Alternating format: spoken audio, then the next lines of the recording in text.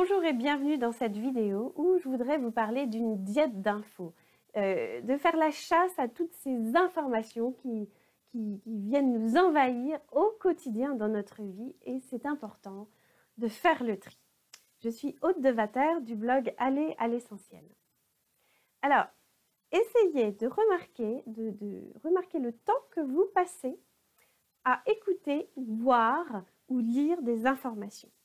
On se laisse happer par tous ces reportages inédits, les dernières informations cruciales, les records de toutes sortes. Vous savez, dans les nouvelles, ils font tout pour nous happer, donc c'est la première fois que, ou ça fait 20 ans qu'on n'a jamais vu autant de...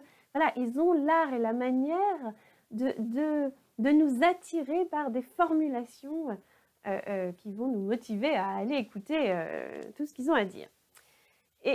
Mais prenons conscience que si par exemple nous regardons les nouvelles à la télévision le soir à 20 h ou bien alors à 13 h, on en a au moins pour 3/4 d'heure. Et qu'est-ce qu'il en reste en fait? Quelques images, oui, des infos qu'on a peut-être déjà entendues par ailleurs sur la radio, sur Internet, bon, on savait déjà. Et puis surtout beaucoup de négativité, beaucoup de choses décourageantes. Et pour ma part, c'est très frustrant, beaucoup de négatifs. À la radio, c'est pareil.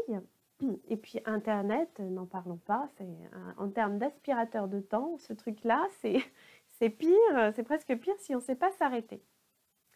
Et en fait, les informations, je vous le dis, elles sont présentées de telle sorte qu'on est tenu en haleine. Le simple fait divers est amplifié, c'est mis en scène, c'est passé à la loupe. C'est comme si c'était l'événement à ne pas manquer, d'une importance capitale. Et puis, ils tournent ça très bien, ils font ça très très bien. Ils racontent une histoire, il y a du suspense, on veut savoir la suite. Et puis, ça nous donne aussi l'impression d'être dans le coup, quand on est au courant des événements à ne pas manquer. Mais quand même, réfléchissons 2 secondes. Si le sujet nous intéresse, est-ce qu'il n'y a pas d'autres moyens pour aller chercher les informations? Bien sûr que oui. Il y a des façons de faire plus responsables, d'aller réfléchir sur les informations de fond plutôt que de recevoir et d'être passif vis-à-vis de tout ce qu'on reçoit là de l'extérieur, d'un bloc comme ça. Et puis au jour le jour, bon, d'un jour à l'autre, parfois ça ne change pas énormément, sauf bon, dans certaines situations, certes, mais il y a des articles de fond, il y a des discussions qu'on peut avoir avec certaines personnes qui vont nous apporter vraiment une vraie réflexion, un vrai recul sur ce qui se passe. Et c'est comme ça que je conçois les choses, parce que recevoir tout ça, c'est aussi recevoir beaucoup de choses négatives. Et nous, dans notre quotidien, nous avons des choses à faire, nous avons... vous êtes au boulot, vous devez vous consacrer à votre boulot et pas nager dans le négativisme du dernier tremblement de terre ou du dernier problème au gouvernement. On a besoin de vous au travail. Alors attention, ça ne veut pas dire ne pas avoir de la compassion pour les gens qui ont des problèmes ou qui subissent des préjudices, etc. Bien entendu qu'on peut être alerte et au courant de certaines choses, et puis aussi dans la compassion, et puis même mener des actions, donner de l'argent, il y a 1001 manières, ou donner de son temps, bon, il y a 1001 manières de participer à essayer de faire quelque chose. Mais ce que je veux dire par là, c'est que tout ça, c'est quand même très négatif. Et si ça entrecoupe notre journée sans cesse par des catastrophes, sans cesse par des choses négatives, eh bien, malgré nous, ça va finir par nous plomber le moral, ça va finir par nous décourager, ça va finir par nous faire vraiment rentrer dans ce climat de crise dont tout le monde parle. Et même en racontant une histoire à votre enfant, si vous avez ça en arrière-plan, ou bien alors en échangeant avec un collègue et vous êtes déprimé parce qu'à l'autre bout de la terre, voilà ce qui se passe, ça n'est pas tout à fait juste. Donc, il faut savoir se protéger. Mais attention, je dis bien qu'on peut se protéger, mais ça ne veut pas dire ne pas avoir de compassion et puis être au courant de toutes ces choses-là, bien entendu. mais vraiment savoir faire la part des choses et arrêter de nous laisser polluer par toutes ces choses négatives. Donc vraiment là, la première chose qui est importante, c'est vraiment prenons conscience à quel point ça peut vraiment venir polluer nos journées alors que ça n'a rien à faire là et que ces choses négatives, quelque part, ne nous appartiennent pas. Si nous voulons agir là-dessus, eh bien, changeons de boulot, changeons de travail, eh bien, engageons-nous à la rescousse des gens, etc. Mais si nous ne changeons pas de travail, que nous sommes en train de faire notre travail de façon dans notre domaine, de façon régulière, etc., et que nous n'avons pas l'âme d'un sauveur pour aller à l'autre bout du monde ou l'âme d'un politique pour défendre nos valeurs, eh bien, gardons ces choses, ces négativités loin de nous pour pas que ça nous pollue. Être au courant, c'est une chose, mais être pollué, c'est une deuxième chose. Donc, ne nous polluons pas nos activités, nos journées, notre être avec toutes ces choses. Ça, c'est une chose très importante. Et puis, ne nous laissons pas aussi dominer par cette sorte de voyeurisme, cette sorte de commérage voilà, qui ont trait aux catastrophes, au déballage sans fin, qui sont en général très négatifs et qui sont, disons-le, de bas étage. En fait, ces journaux veulent vendre des choses négatives, mais qu'est-ce que ça vous apporte, vous, dans votre vie? Vous voyez, portons-nous loin de ces choses qui vont nous envahir, nous prendre beaucoup de temps et qui ne nous apportent rien à part des choses négatives, à part de l'angoisse, de la crainte et de la peur. Donc ça n'est pas bon. Et puis le commérage et ces déballages, voilà, on peut élever notre être différemment. Voilà, notre temps est précieux, ça c'est un autre point. En fait, la seconde qui passe là à l'instant, c'est la vôtre. Qu'est-ce que vous en faites?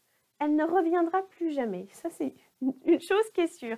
C'est que la seconde, la minute qui est en train de passer là à l'instant, elle ne reviendra plus jamais. Qu'est-ce que vous voulez en faire? C'est la vôtre? Vous voulez la consacrer à quoi? À écouter des choses négatives ou à vous occuper de vous pour grandir et vous occuper des autres, à faire ce que vous avez à faire? Enfin voilà. À quoi voulez-vous occuper votre temps? Avec quoi nourrissez-vous votre temps? C'est le vôtre. Évidemment, c'est important de se tenir au courant d'un certain nombre de choses.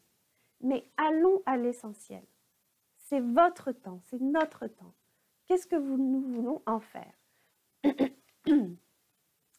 Et toutes ces informations qui sont renouvelées chaque heure, chaque jour, hein, est-ce que nous avons vraiment besoin d'entrecouper notre journée par des flash infos qui viennent sur votre téléphone, par des résultats de match, le nombre de médailles au moment des Jeux Olympiques ou le nombre de morts qui augmente pour telle ou telle catastrophe?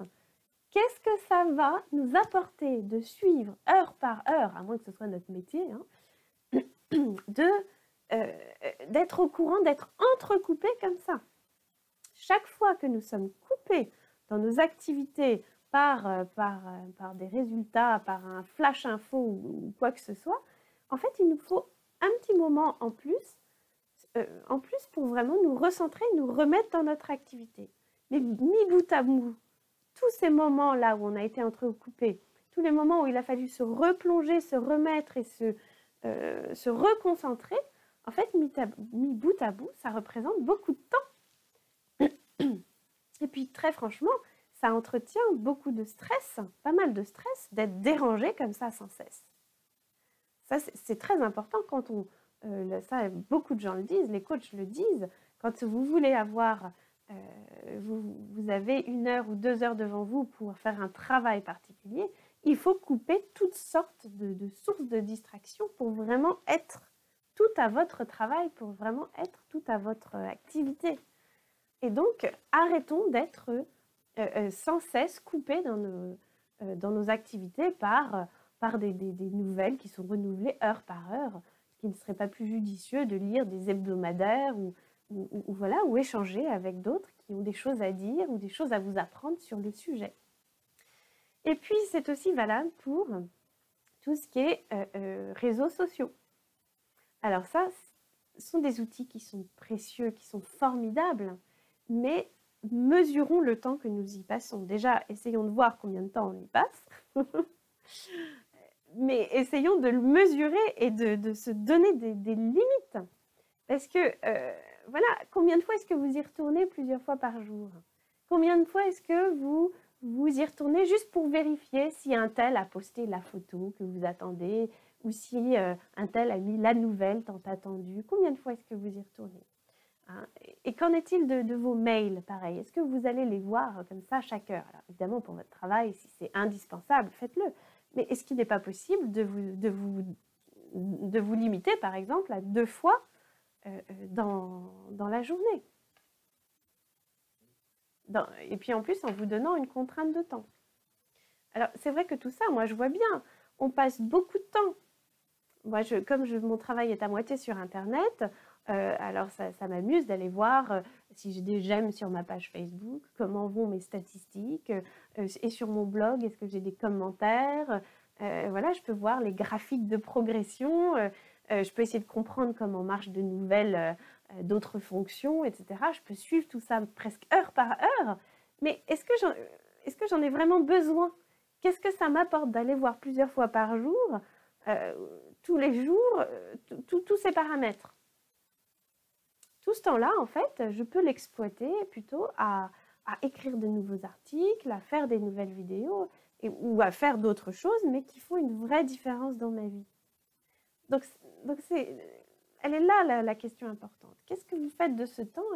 Et justement, essayez de faire une diète d'infos, essayez de mettre tout ça à distance, ou donnez-vous des rendez-vous une fois par semaine pour avoir les nouvelles, ou pour creuser les sujets qui sont importants.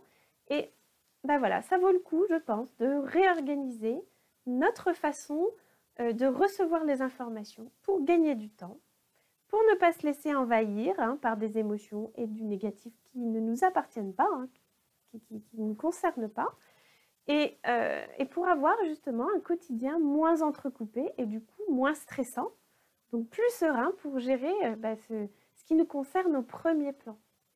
Parce que ce qui est essentiel pour nous, c'est ce que nous avons à faire là, aujourd'hui, maintenant.